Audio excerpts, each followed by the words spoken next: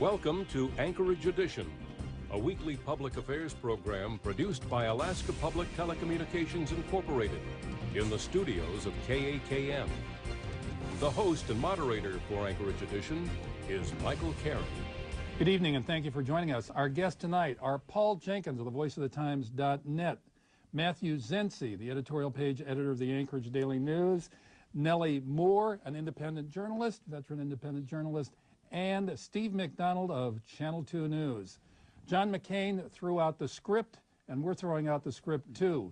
We're going to bring in the vice presidential race with Sarah Palin having been picked by John McCain to the amazement of some people. And Paul, let's start with you. I'm amazed.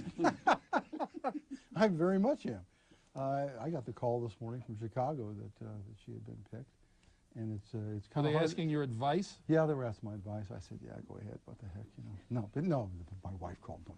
This was I think it surprised everyone. This was right out of the bottom of the bag. Nobody knows where it was coming from, and there she is.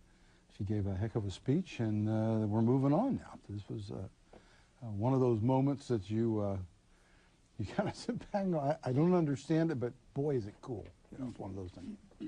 Matthew, the reaction at the newspaper was frenzied, and you had some opportunities to comment with stateside media who wanted some information about Sarah Palin. What did they want to know? What'd you tell them?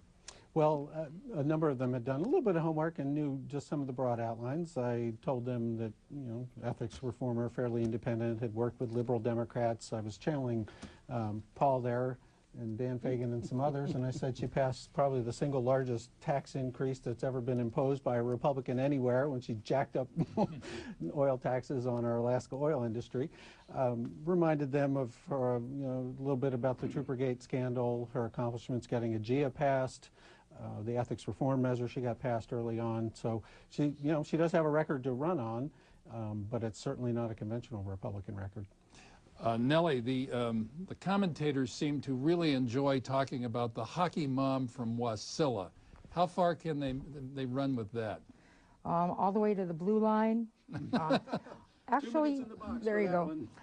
Well, you know, I think it's interesting because I've kind of been hearing both sides today that McCain is either very desperate or very smart.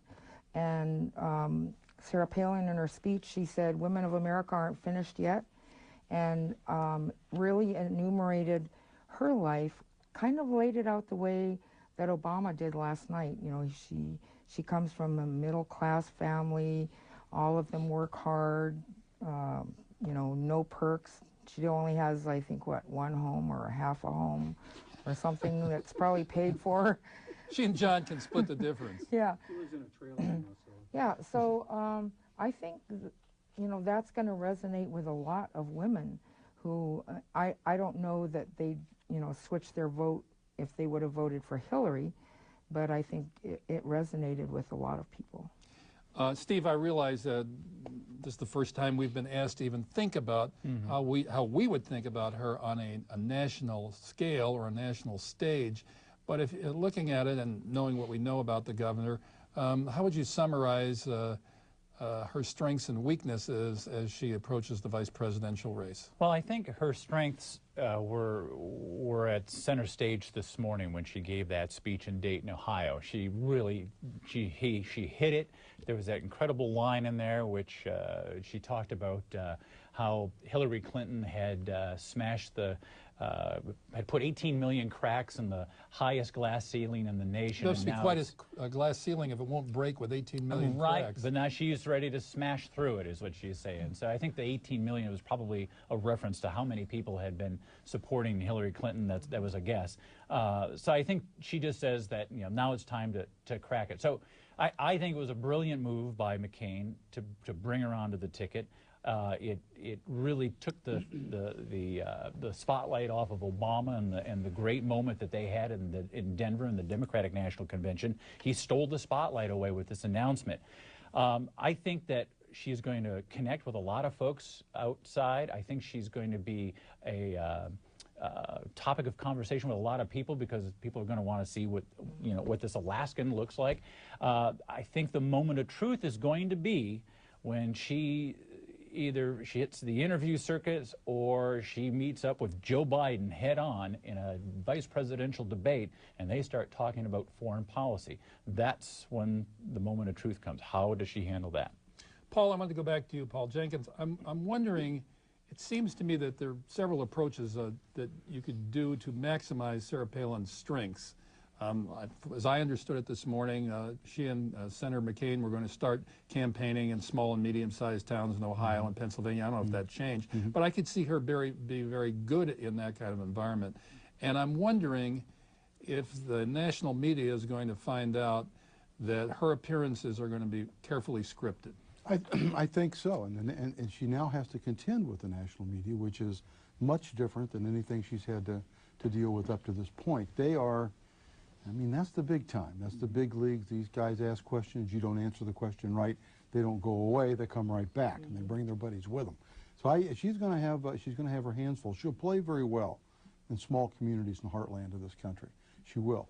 If you look at how she campaigned during the gubernatorial election, she tried to avoid specifics. She would talk about generalities. She wants to do this, she wants to do that. I think where she would get in trouble up against Biden would be the specifics that he's lived for the past decades. He'll have this stuff at his fingertips. Doesn't mean that she can't be taught. Doesn't mean that she can't learn a lot of this stuff going in, and they'll be teaching her as they go. So it'll be an interesting thing. In her speech, I mean, she made an appeal. They're obviously making an appeal to Hillary supporters.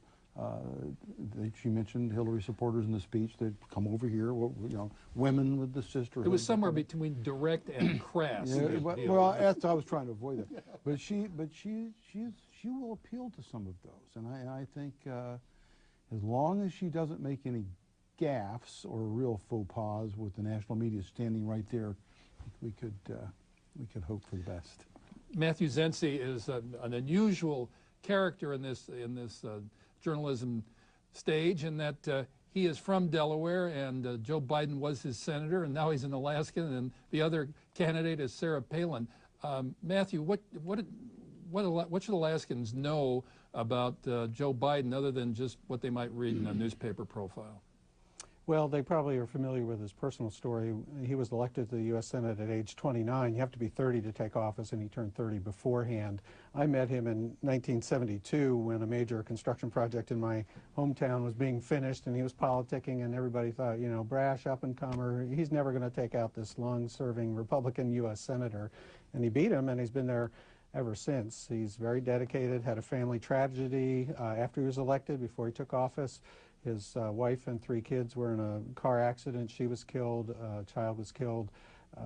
It was a devastating thing. He's famous for going home almost every night on the train, kind of the way Sarah drives herself home to Wasilla every night in the family SUV. And so he has a personal story, blue-collar roots from Scranton, Pennsylvania, Catholic. He's trying to appeal essentially the same demographic that Sarah is, at least economically, if not gender. That is the working class, the struggling person, I feel your pain type of appeal. Nellie Moore, one of the things I saw very quickly was the national media, or the McCain-Palin ticket, I guess, trying to present themselves in the best possible light. And one of the things they wanted to talk about, obviously, was Sarah Palin has her roots in native Alaska. Part of her family are Alaska natives. How are we going to explain who these people are to the people of the United States now that the word Alaska native gets on a national stage? Well, it's going to be interesting because I think that aspect of it is her husband, isn't it? Right, yeah. So, I think people will get it. I don't know, how significant it'll be. I think more importantly, I'm sorry to interrupt you. Oh, I think, I wanted to comment what you said earlier about the buzz that's going around.